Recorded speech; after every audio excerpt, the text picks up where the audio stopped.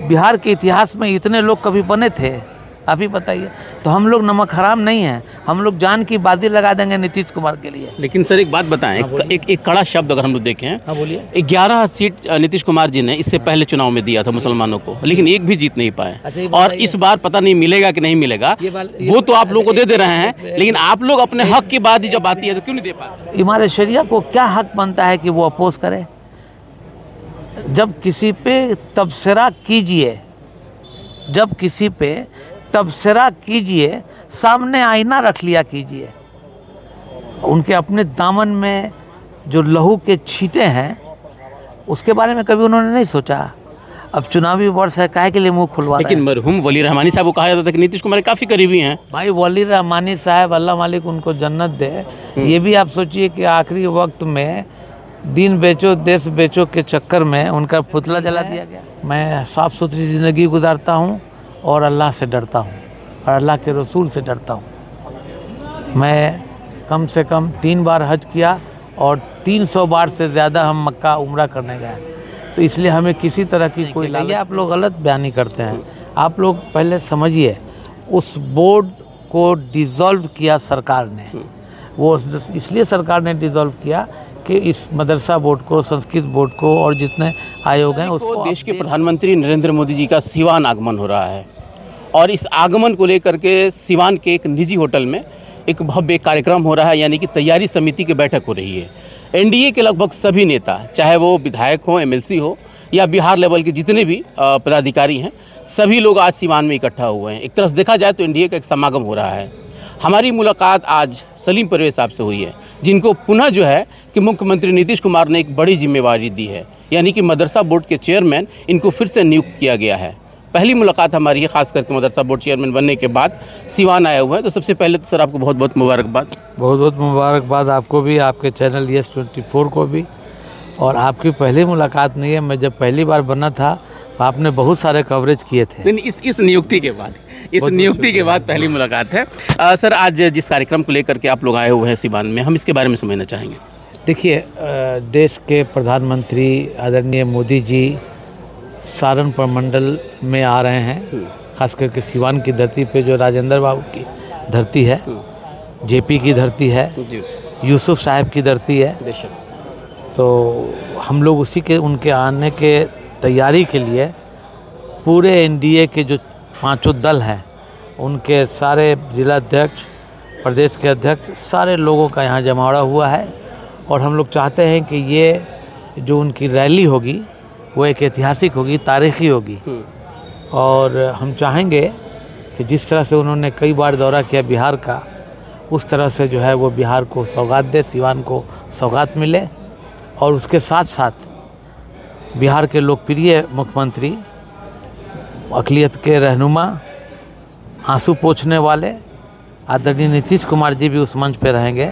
इसलिए हम लोग अपने पार्टी के नेता के आगमन पर दिल जान से हम लोग कोशिश करेंगे कि ज़्यादा से ज़्यादा लोग, अक़लियत के लोग, बिलखुसूस पसमानदा तबके के जो लोग हैं, वो ज़रूर आएंगे और इस कार्यक्रम को हम लोग कामयाब बनाएंगे। एक बहुत बड़ा खबर चल रहा है आजकल, जिस तरीके से चिराग पासवान, आप लोगों के एक मजबूत घटक दल हैं वो, लेकिन वो कह रहे हैं कि हम चुनाव लड़ेंगे, केंद्रीय मंत्री हैं। तो क्या लग रहा है कि आप लोगों के गठबंधन में सब कुछ ठीक नहीं है क्या? देखिए, वो चुनाव लड़ना है, लोकतंत्र है, चुनावी वर्ष है, वो सारे हम लोग एनडीए का लोग हैं, 5 दल, वो हम लोग एकजुट हैं। इसकी कोई ऑथेंटिसिटी अभी नहीं है और वक्त आने पे सब हम लोग एक मजबूती के साथ, चट्टान के साथ, विकास तो सब चाहते हैं। नीतीश जी ने जितना विकास किया है, अब उसकी चर्चा मैं करूं तो शाम तक आपसे बातचीत करनी पड़ेगी। इसलिए एनडीए इंटैक्ट है और बहुत मजबूती के साथ हम लोग लड़ेंगे और फिर से इस बार एनडीए की सरकार बनेगी। चलिए, अब हम कुछ आपके ऊपर आएंगे, क्योंकि आपको मदरसा बोर्ड का चेयरमैन पुनः बनाया गया है। इससे पहले आपकी लगभग देखा जाए तो 6 महीने की कार्यकाल शायद रही, 7 महीने की कार्यकाल रही। तो क्या वजह रही कि फिर आपको वहाँ से डिसमिस किया गया? डिसमिस नहीं किया गया, ये आप लोग गलत बयानी करते हैं। आप लोग पहले समझिए, उस बोर्ड को डिज़ोल्व किया सरकार ने। वो इसलिए सरकार ने डिज़ोल्व किया कि इस मदरसा बोर्ड को, संस्कृत बोर्ड को और जितने आयोग हैं उसको अपडेट करना था। उसको मतलब ये कि अच्छे तरीक़ा से चलाने के लिए उन लोगों ने 2 महीना या 4 महीने का समय लिया था कि हम लोग अभी तत्काल में एक एडमिनिस्ट्रेटर जो संयुक्त सचिव रैंक के लोग हैं उनको बहाली करेंगे और फिर उसके बाद से टाइम पीरियड में जो है वो बनाया जाएगा। दल भी बदला था, उस वक्त पार्टी भी बदली थी, दूसरा गठबंधन में हम लोग एनडीए में आ गए, तो सब वो डिज़ोल्व हो गया। तो क्या हो गया? डिज़ोल्व हो गया, डिज़ोल्व हुआ था। मुझे किसी तरह का आज तक मेरे जीवन में कोई एलिगेशन नहीं है। नहीं, अभी एलिगेशन की बात मैं नहीं कर रहा हूँ, अभी मैं सवाल पूछूंगा। कुछ एलिगेशन की बात आपके ऊपर लगी हुई थी, उसको लेकर के, हालांकि अब तो सब कुछ सामने आ रहा है। एलिगेशन नहीं है, मैं साफ़ सुथरी ज़िंदगी गुजारता हूँ और अल्लाह से डरता हूँ और अल्लाह के रसूल से डरता हूँ। मैं कम से कम 3 बार हज किया और 300 बार से ज़्यादा हम मक्का उम्रा करने गए, तो इसलिए हमें किसी तरह की कोई लालच नहीं है। मैं नीतीश कुमार जी का शुक्रिया अदा करता हूं कि नीतीश कुमार जी ने फिर से मुझे भरोसा किया मुझ पर, और हम लोग गरीब तबके के लोग हैं जिनकी आवाज़ बन के उभरे, हम उनके इस भरोसे को किसी कीमत पर टूटने नहीं देंगे। कहा जाता है कि आपने खुलेआम चुनौती दिया था all India personal law board को वक्फ अमेंडमेंट बिल को लेकर के, ऐसा क्या मामला पड़ गया था जो कि आप चूंकि जिस तरीके से संजीदा आदमी हैं, एक संजीदा बात रखने वाले हैं, लेकिन वक्फ से आप क्यों उलझ गए मामले में? वक्फ बोर्ड पे फिर मैं आपको बता रहा हूँ कैसर साहब कि मेरे पूरे कोई क्लिप में देखिए कि वक्फ के ख़िलाफ़ मैं बोला हूँ। वक्फ लिल्लाह होता है, ठीक है। अब जब मामला संशोधन का आया तो बहुत सारी बातें मेरे पास आई। मैं माननीय नीतीश कुमार जी से मिल के कहा कि इन बिंदुओं पे एक बार फिर से रिकंसीडर किया जाए और उन तमाम संशोधन को नीतीश जी ने माना और वहाँ से संशोधन हुआ। अमेंडमेंट तो हर वक्त होता है, इसमें अमेंडमेंट में कब नहीं होता? संविधान में अमेंडमेंट नहीं होता है, वक्त के तकाजा है उसका अमेंडमेंट होता है। 1917 में भी हुआ था, तो उस वक्त कोई बात नहीं थी। हमने कहा कि जब मामला न्यायालय में विचाराधीन है तो मैं इस पर कोई कमेंट नहीं करूँगा। न्यायालय के बाद हमारे मुसलमान भाई हैं, वो हम मुस्लिम हैं, अगर वो लोग की कोई दुख की बात होगी, कोई टच करता होगा तो मैं उन लोगों के साथ खड़ा हूँ। लेकिन इससे पहले भी ये भी सोचना चाहिए हम मुसलमानों को कि वक्फ बिल जो आया क्यों आया? आपके जो लोग बैठे हुए थे चौधरी, क्या उन लोगों ने अल्लाह की अमानत को सही से इस्तेमाल किया? चौधरी शब्द का इस्तेमाल कर रहे हैं तो क्या हुआ? क्या दिक्कत है? मैं तो बोल रहा हूँ कि वो लोग जो अल्लाह की अमानत को ठीक से रखने के लिए एक अमीन बना के भेजा गया, क्या उन लोगों ने उसमें खयानत नहीं किया? आप बताइए। चौधरी लोगों ने, जो लोग भी हों, जो इसमें भी हों, उससे हमको क्या मतलब है? हम तो इतना ही जानते हैं कि अल्लाह लिल्लाह होता है और मैं लिल्लाह काम करूंगा। तो आपने जो है कि पर्सनल लॉ बोर्ड को ही कह दिया था, चैलेंज दे दिया था? नहीं, पर्सनल लॉ बोर्ड को मैंने चैलेंज नहीं दिया था, मैं एक किसी पॉइंट पे इमारत शरिया को बोला था। अच्छा, इमारत शरिया को बोला। हमने कभी वो पर्सनल लॉ बोर्ड के लिए कभी हमसे कोई टकराव नहीं है। अरे मरने के बाद इसी ज़मीन में सोना है और यही 4 भाई हमारे हमको दफनाएंगे, तो मैं किसी का खिलाफत क्यों करूं? इमारत शरिया पे क्यों आपने ऐसा कह दिया? इमारत शरिया पे इसलिए मैंने बोला था कि जब बिहार के मुख्यमंत्री जी ने पिछले 20 साल से अफ्तार की दावत दे रहे हैं और वो इतने सेकुलर हैं कि हिंदुस्तान में उतना बड़ा सेकुलर नेता मैंने नहीं देखा, और सबको बुला के एक टेबल पे जाके खिलाते थे और सारे बिहार के दानिश्वर लोग जाते थे। इमारत शरिया को क्या हक बनता है कि वो अपोज करे? जब किसी पे तबसरा कीजिए, जब किसी पे तबसरा कीजिए, सामने आईना रख लिया कीजिए। उनके अपने दामन में जो लहू के छींटे हैं उसके बारे में कभी उन्होंने नहीं सोचा। अब चुनावी वर्ष है, काहे के लिए मुंह खुलवा रहे हैं? लेकिन मरहूम वली रहमानी साहब को कहा जाता था कि नीतीश कुमार काफ़ी करीबी हैं। भाई वली रहमानी साहब, अल्लाह मालिक उनको जन्नत दे। ये भी आप सोचिए कि आखिरी वक्त में दीन बेचो देश बेचो के चक्कर में उनका पुतला जला दिया गया। काहे? क्यों दिया है? जला दिया गया। आप गलत कीजिएगा तो अल्लाह की अदालत आखिरी अदालत होती है और वहाँ सुनवाई पे सुनवाई और तारीख पे तारीख नहीं होता है। 29 तारीख को भी एक बड़ा प्रोग्राम होने वाला है। होने दीजिए, उससे हमको क्या मतलब? लोकतंत्र है, सब लोग करें। लेकिन हम पहले बहुत क्लियर बोलते हैं कि जो पसमानदा तबके के लोग हैं, जिनको कभी कोई लोग बैठने नहीं देता था, आज नीतीश कुमार जी ने उनको इतनी इज्जत दी है। कितने सारे आयोग के सदस्य, एक हमारे भाई बैठे हुए हैं, उनको बना दिया, एक और को बना दिया, रज़िया कामिल को बना दिया। बिहार के इतिहास में इतने लोग कभी बने थे? आप ही बताइए। तो हम लोग नमक हराम नहीं हैं, हम लोग जान की बाजी लगा देंगे नीतीश कुमार के लिए। लेकिन सर एक बात बताएं, एक कड़ा शब्द अगर हम लोग देखें, हाँ बोलिए। 11 सीट नीतीश कुमार जी ने इससे पहले चुनाव में दिया था मुसलमानों को, लेकिन एक भी जीत नहीं पाए। अच्छा, और इस बार पता नहीं मिलेगा कि नहीं मिलेगा, वो तो आप लोगों को दे रहे हैं, लेकिन आप लोग अपने हक की बात जब आती है तो क्यों नहीं दे पाते? मेरी बात सुन लीजिए, 11 सीट दिया हो या 1 सीट दिया हो या 100 सीट दिया हो, नीतीश कुमार जी ने अपने पार्टी से दिया। बिल्कुल दिया। जनता मालिक है, जनता नहीं निकाली। आप लोग क्यों नहीं समझा पाते हैं? भाई हम लोग तो समझाते हैं, लेकिन जनता को समझ में नहीं आए तो मैं क्या नहीं, ऐसा तो इसका मतलब आप लोगों में कमी रह जाती होगी। नहीं, कमी रह जाती होगी तो उसका कोई मतलब नहीं है, ये लोकतंत्र है। आप टिकट नीतीश जी ने दिया कि नहीं दिया? वही तो मैं बता रहा ना कि वो तो अपने हिसाब से दे रहे हैं। लोकसभा को मुजाहिद ने दिया कि नहीं दिया? बिल्कुल। जीतना हारना मालिक जनता के हाथ में, जनता मालिक है। इस बार जनता समझ चुकी है, खास करके पसमानदा तबके के लोग जान चुके हैं कि अगर सही आंसू पोंछने वाला है, सही हमारा रहनुमाई करने वाला है वो नहीं। अभी आप लोग अपनी दावेदारी कर रहे हैं कि इस बार जो है कि हम लोग फिर से सरकार बनाने जा रहे हैं, लेकिन वहीं तेजस्वी यादव कह रहे हैं कि जिस तरीके से इस बार बिहार की जो बदलाव की जो हवा बही है, इस बार एक ऐतिहासिक जीत महागठबंधन हासिल करेगी। और अभी जो गठबंधन होने जा रहा है उसमें अवैसी साहब भी आ रहे हैं, इस पर क्या कह सकते हैं? देखिए, हमें याद आ रहा है कि पिछले साल भी ये लोग सरकार बनाने के लिए और कौन मकान किसको दिया जाएगा ये सब तैयारी कर रहे थे, तय हो गया था। लेकिन जनता जानती है, जनता मालिक है।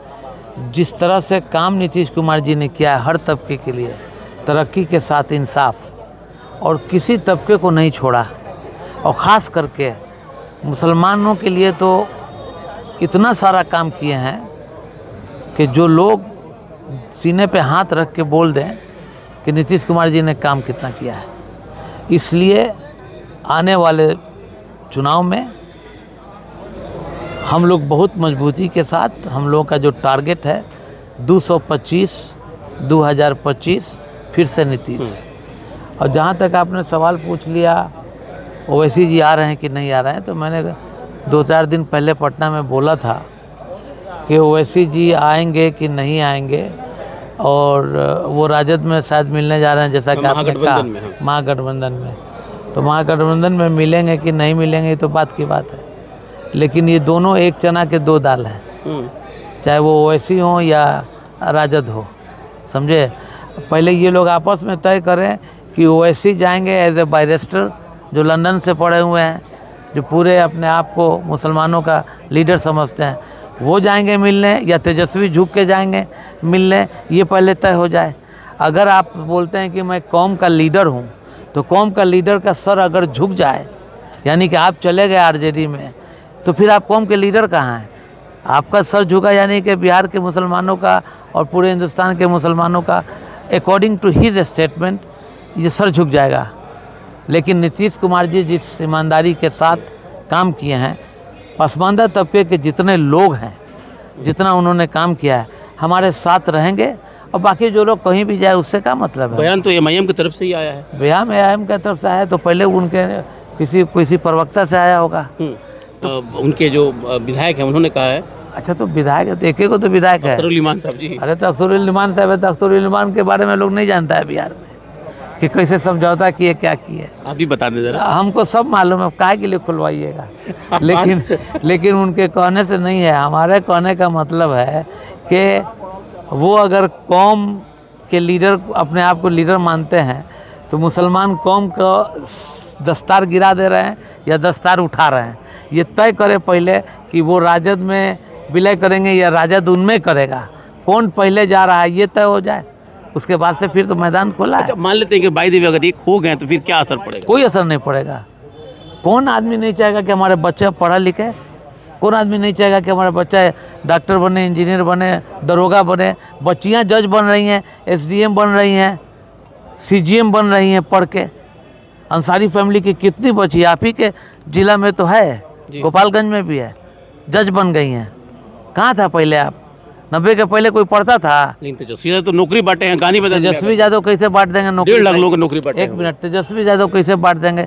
मुख्यमंत्री का साइन, सरकार में थे ना, सरकार में थे, सबऑर्डिनेट थे। नीतीश कुमार जी के कैबिनेट से, नीतीश कुमार जी के दस्तखत से सारा काम होता है, नीतीश कुमार जी के नेतृत्व से होता है। बगैर नीतीश कुमार के एक पत्ता भी हिलेगा नहीं हिलेगा। अब अपने मुंह में मिट्टू 5 लाख दिया, 10 लाख दिया नौकरी, ये कैसे हो जाएगा? नौकरी तो अभी नीतीश जी दे रहे हैं। हर विभाग से बोल दिए कि आओ अपना काबिलियत के हिसाब से नौकरी ले जाओ। जनता समझ रही इस बात को? जनता ही सबको बताना है हमको, जनता समझ ही रही है। जनता से तो चुप से बैठी हुई है कि वक्त आने दे बता देंगे तुझे, अय आसमां अभी से क्या बताऊं मेरे दिल में क्या क्या है। लेकिन इसी बीच जिस तरीके से जो घटनाएं हो रही है, अभी मॉब लिंचिंग की जो घटनाएं बढ़ी हैं, छपरा में जो है कि जाकिर कुरैशी की हत्या कर दी गई। अभी कल की बात है, सीतामढ़ी में एक मुस्लिम बच्ची के साथ 10 वर्ष की बच्ची है, उसको रेप करके मार दिया गया है। अभी मुजफ्फरपुर में सर हुआ है मामला। इन सारी मामलों पर आप लोगों का क्या कुछ प्रतिक्रिया हो सकती है? समाज में अच्छे बुरे लोग होते हैं, जिन लोगों के साथ ऐसे हुआ, चाहे जाकिर कुरैशी हो, मैं उनके घर भी गया था, मेरे मोहल्ले की बात थी, या जिन बच्चों के साथ हुआ है, सरकार अनुसंधान करे और सख्त से सख्त सज़ा दे।